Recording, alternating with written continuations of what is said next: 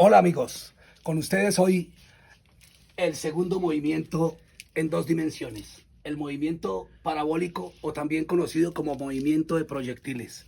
Este tipo de movimiento es utilizado en la balística.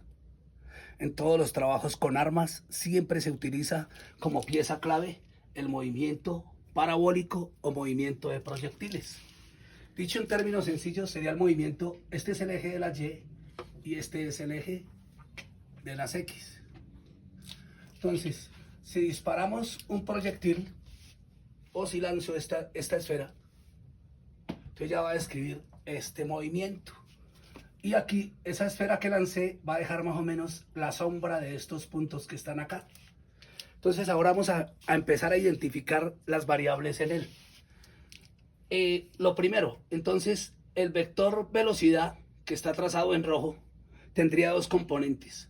Una componente horizontal que es B sub O, B inicial en X y B inicial en Y. Esa sería entonces, por lo que es un movimiento en el plano, la velocidad se descompone en dos componentes, una horizontal y una vertical. Ahora, como si saco esta velocidad aquí, este pequeño gráfico que está acá, velocidad inicial, velocidad horizontal, lo voy a sacar en la parte superior, debajo del título movimiento parabólico. Entonces, la velocidad horizontal, vuelvo y la escribí donde estaba, la velocidad vertical, velocidad horizontal, y v sub 0, que es la velocidad con que se lanzó el proyectil. Por trigonometría, sabemos que el seno del ángulo es igual al lado opuesto sobre la hipotenusa. ¿Quién es el lado opuesto en este caso? B sub 0y, dividido en la hipotenusa, que es B sub 0. Como lo que quiero calcular es la velocidad horizontal en y, entonces la despejamos. Esta B horizontal que está dividiendo pasa a multiplicar. Entonces la velocidad horizontal en y sería igual a la velocidad sub 0 por el seno del ángulo. El ángulo con que se lance ese cuerpo. Este ángulo teta puede ser 30 grados, 45 grados, 50 grados, dependiendo con el ángulo que se lance el proyectil. Y ahora, eso ocurre en el caso inicial, pero en cualquier punto del movimiento, voy a considerarlo aquí, existe también una velocidad horizontal y una velocidad vertical.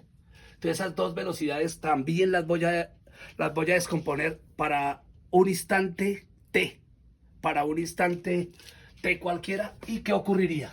Entonces, que en la horizontal tengo b sub x y en la vertical b sub y. Y la hipotenusa, en este caso, b sub 0. Voy a descomponerlo tanto para el seno como para el coseno. Entonces, ¿el coseno qué es? El coseno es igual al lado adyacente sobre la hipotenusa. ¿Quién es el lado adyacente? B sub x. Sobre la hipotenusa, que es B sub 0. El seno es el lado opuesto, que en este caso es B sub y, sobre la hipotenusa, que es B sub 0. Si despejo de ahí, la velocidad horizontal quedaría B sub 0 por el coseno del ángulo. Y B sub y, B sub 0 por el seno del ángulo. Voy a hacerles aquí un visto bueno de que esas son las fórmulas que voy a utilizar, B en X y B en Y. Ahora, si yo quiero saber la velocidad final en este movimiento, entonces la velocidad final en este movimiento para el eje de la Y, como en el eje de la Y el cuerpo está describiendo un movimiento de caída libre, entonces se está moviendo porque está actuando la gravedad en todos los puntos. En cada punto que yo considere aquí donde estaba la esfera, la gravedad siempre va a estar jalando el cuerpo hacia abajo, lo cual indica que va a ser un movimiento de caída libre. ¿Eso qué indicaría para el caso de la velocidad? Que la velocidad final es igual a la velocidad inicial menos la gravedad por el tiempo. Ese era el supuesto que tuvimos de la velocidad final. Pero aquí esa velocidad final ya la llamamos v sub y. Ve, aquí ya le dimos el nombre. V sub y es igual a la velocidad inicial. ¿Y cuál es la velocidad inicial? Ya le dimos un nombre también. La velocidad inicial es v sub 0 por el seno del ángulo menos la gravedad por el tiempo. Entonces, esta sería la forma de calcular la velocidad final para el movimiento que está ocurriendo en el eje vertical, en el eje de la Y. Por el principio de Galileo Galilei, sabemos que los movimientos son independientes. Trabaja el independiente el movimiento en el eje de las Y y el movimiento en el eje de las X. Mientras en el eje de las X describe un movimiento uniforme, en el eje de las Y está describiendo un movimiento de caída libre y ambos trabajan independientes, como si el otro no existiera. Continuamos. Ahora, otra de las variables es el punto la máxima altura que alcanza el cuerpo en el punto donde comienza a descender. Ahí tendríamos, en esa altura máxima, podríamos considerar la fórmula que tiene las dos velocidades. La velocidad final en y al cuadrado menos la velocidad inicial en y al cuadrado menos, ¿por qué le coloco el menos 2gy? Porque el cuerpo está cayendo. El vector gravedad está en el sentido hacia abajo, lo cual indica, si estuviese subiendo, vamos a suponer que está en la punta del vector, entonces si está subiendo es positivo, pero como está bajando, la punta del vector es negativa. Entonces decimos que es menos. Y en este punto que estoy considerando, la velocidad final sería igual a 0. Es el caso por el cual comienza otra vez a caer, porque su velocidad final es igual a 0. De ahí tendríamos que la y máxima, la altura máxima que alcanza el proyectil, sería igual a la velocidad inicial al cuadrado sobre 2 veces la gravedad. Pero esa velocidad inicial ya habíamos dicho que era igual. La velocidad inicial en y es igual a b sub 0 por el seno del ángulo. La reemplazamos, entonces sería b sub 0 al cuadrado por el seno al cuadrado dividido en 2 veces la gravedad. Entonces, con esta fórmula, que no necesitan memorizarla, sino aprenderla a aplicar, en la siguiente clase será el problema de aplicación de este tipo de movimiento. Por lo pronto, estamos mirando cómo funcionan las fórmulas aquí. Ahora, ya tenemos entonces la altura máxima. Ahora vamos a mirar el tiempo de vuelo. Entonces, si analizamos, uno es el tiempo de subida hasta donde llega la altura y otro es el tiempo de bajada. Pero el tiempo de subida es igual al tiempo de bajada. Luego el tiempo de vuelo del proyectil es 2 veces el tiempo de subida. ¿Por qué? El mismo tiempo que gasta subiendo es el que gasta bajando. Tendríamos entonces, para el caso del cálculo del tiempo, que tomamos de la fórmula B final igual a velocidad inicial menos gravedad por tiempo, donde ya sabemos que la velocidad inicial es velocidad inicial por el seno al cuadrado menos gravedad por el tiempo de subida.